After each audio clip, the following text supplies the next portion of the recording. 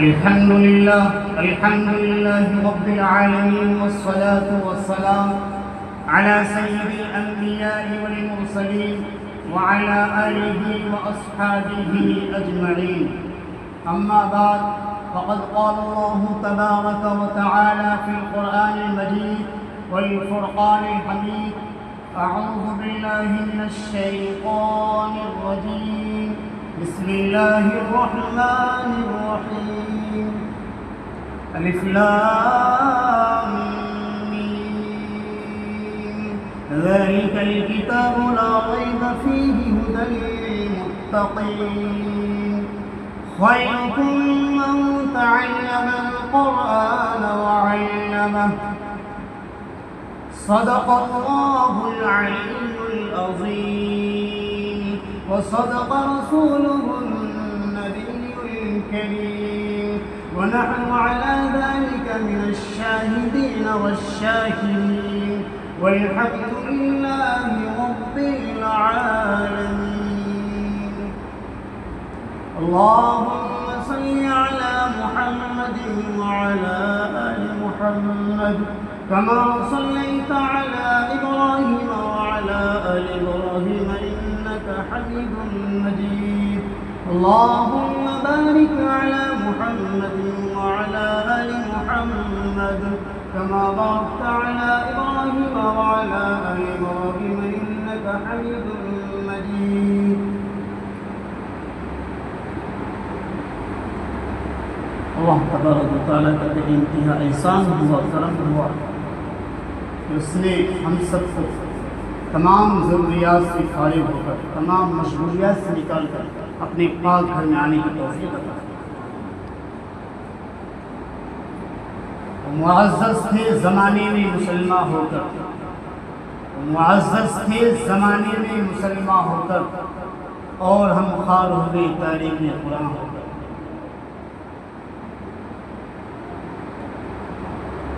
میرے محترم بزرگوں، ہمارے اوپر بہت فخر کی بات ہے، بہت خوش نصیب ہیں ہم سب جو ماشاءاللہ ہمیں قرآن کریم ملا ہے.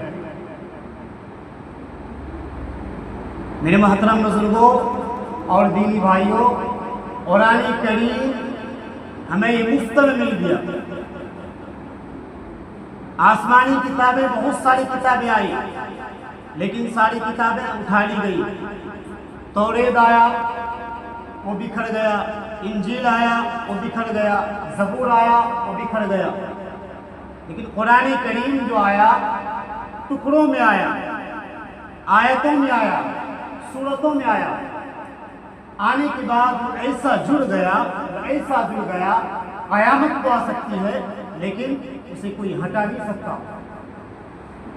ان کے زبر زیر میں بھی کوئی تبدیلیاں نہیں لا سکتا، ان کے آیتوں کو کوئی بدل نہیں سکتا، ان کی صورتوں کو کوئی بدل نہیں سکتا.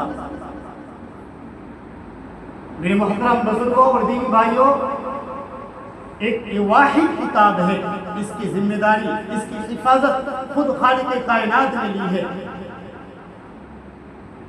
قیامت تو آ سکتی ہے لیکن قرآن کریم بدل نہیں سکتا.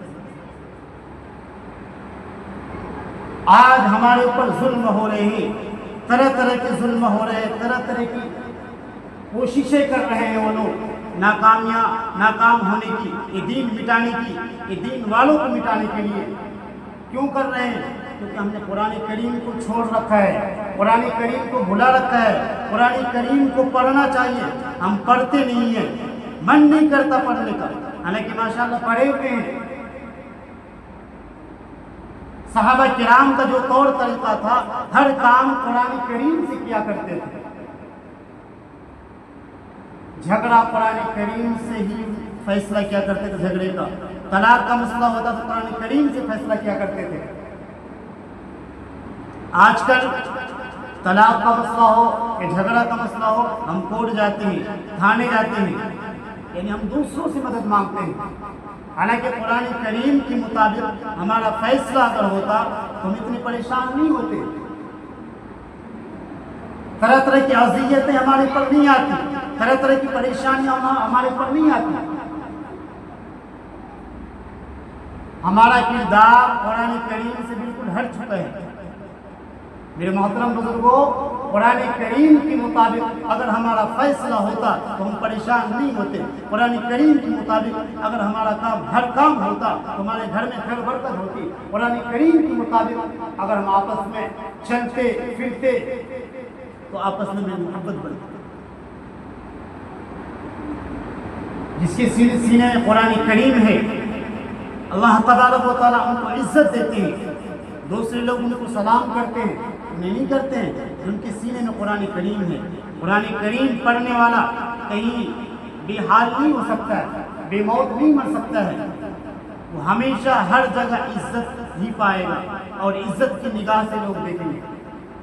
قرآن کریم کا مرتبہ میرے دوستوں بہت بڑا ہے، لیکن ہم ہیں کہ پڑھ لکھ کر کے بھی نہ سمجھ بن رہے ہیں۔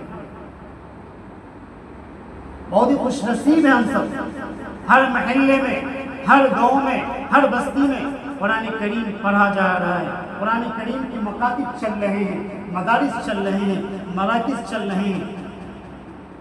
ہمارے بھائی قرآن کریم پڑھ رہا ہے، ہمارے چچا قرآن کریم کے حافظ ہیں، قرآن کریم کے تفسیر بیان کرنے والے ہیں، قرآن کریم کے معنی بتانے والے ہیں۔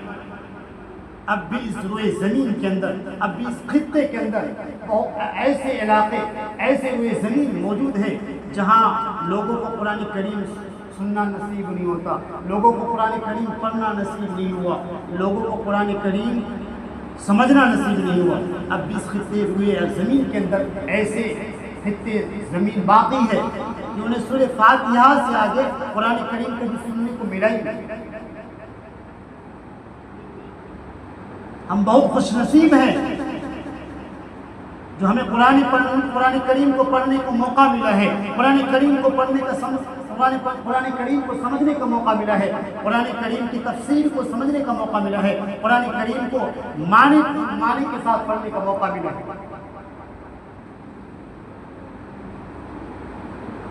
حضرت عمر بن خطاب رضی اللہ تعالیٰ عنہ جب آپ کو ایمان نصیب نہیں ہوئی تھی،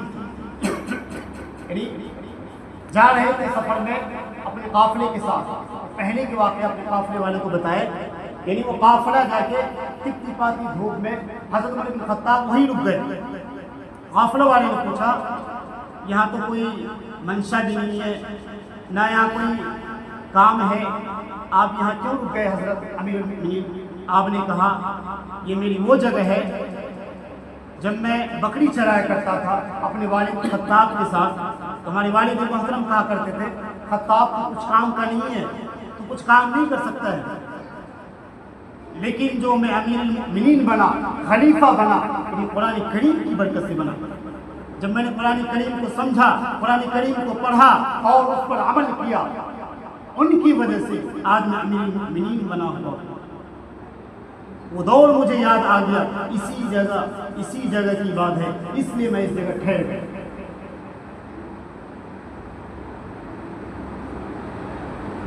میرے محترم بزرگوں، قرآن کریم ہمیں خود کہتا ہے قرآن کریم کو بعد میں پڑھو، پہلے اس پر عمل کرو، پہلے اپنے شک و شبہ کو دور کرو، قرآن کریم پر یقین لاؤ، قرآن کریم پر یقین جماؤ، جب ان کو پڑھو، جب ان کو سمجھو۔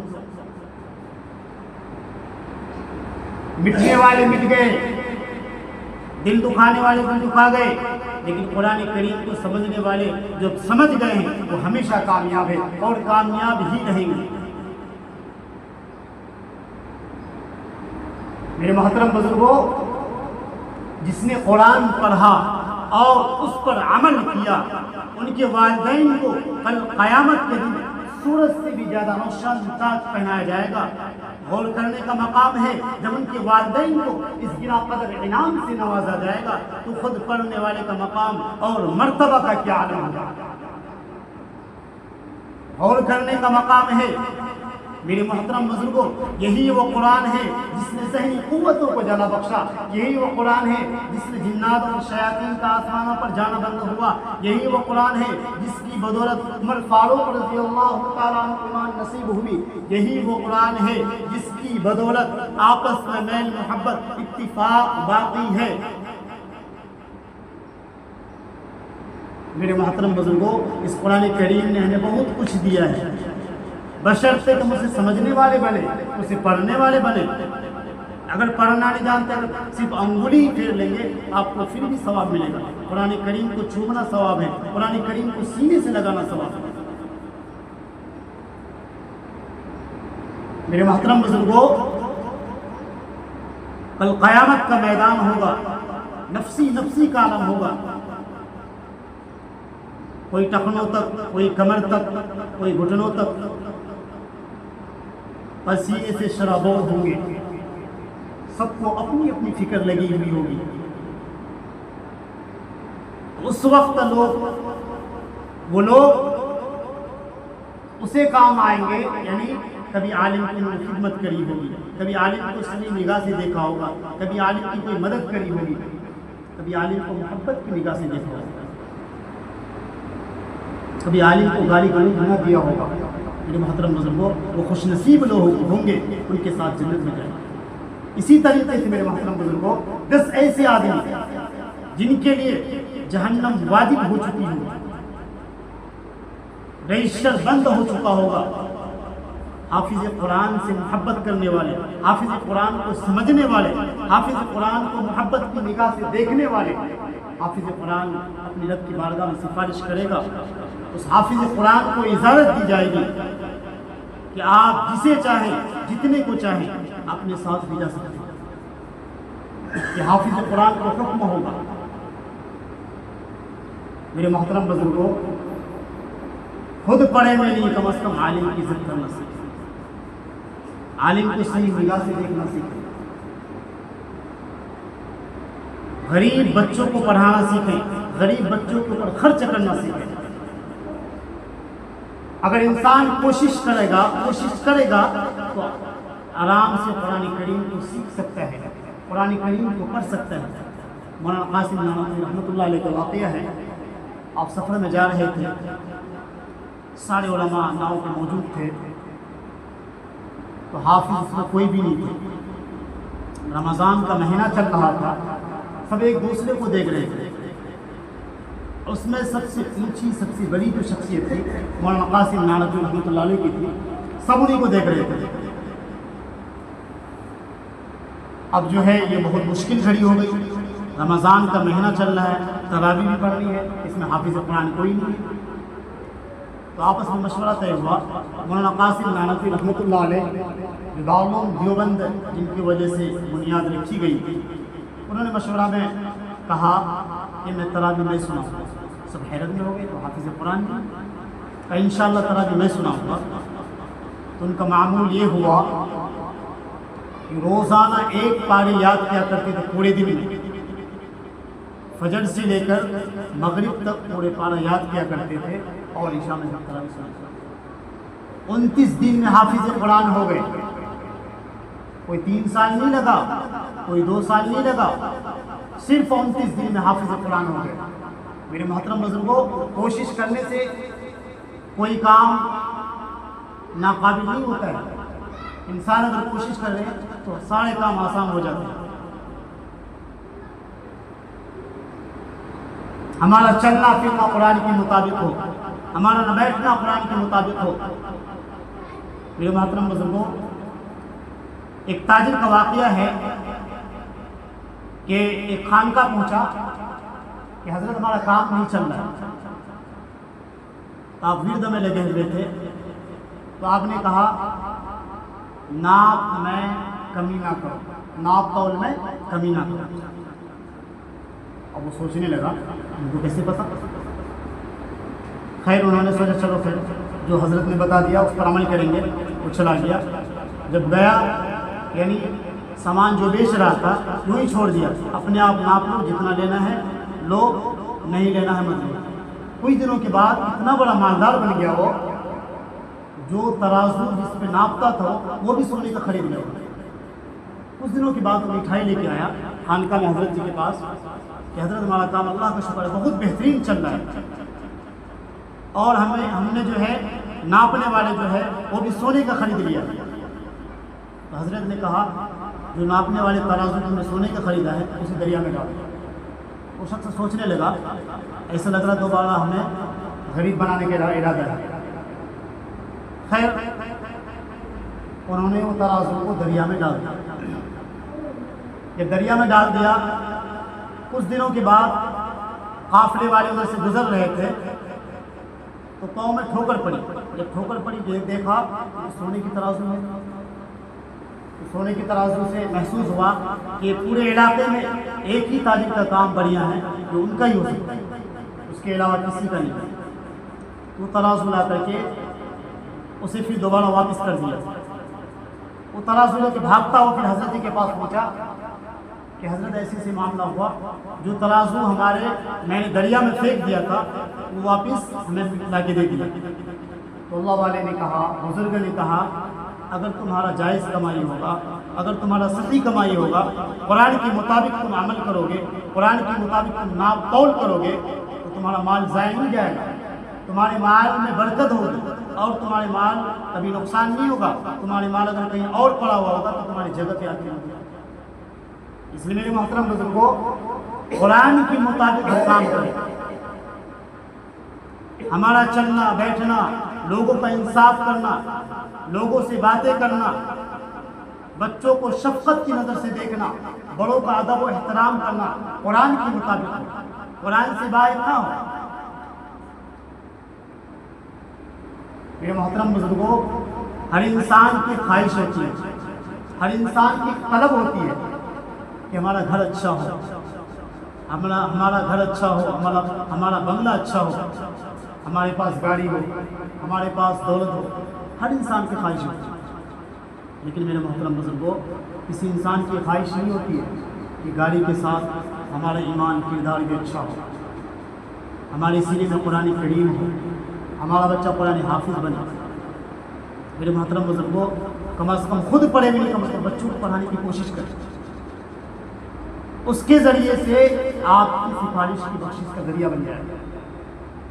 اس لیے آج سے کوشش کریں, آج سے ارادہ کریں کہ ہمارا ہر کام جو ہوگا قرآن کریم کے مطابق ہوگا, قرآن کریم کے مطابق فیصلہ کریں گے, قرآن کریم کے مطابق ہی ہر کام کریں گے اور قرآن کریم کو سیکھیں گے, قرآن کریم کو سمجھیں گے.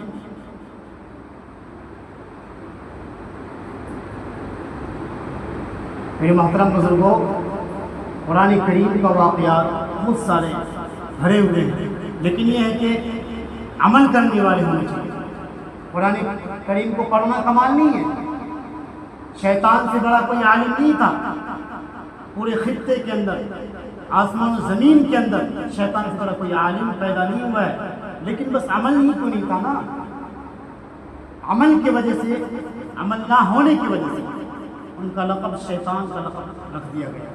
اس لیے میرے محترم بزرگوں, قرآن کریم کو سمجھیں, قرآن کریم کو پڑھیں اور اس پر عمل کریں. اللہ تبارک و تعالیٰ ہمیں سننے سے بات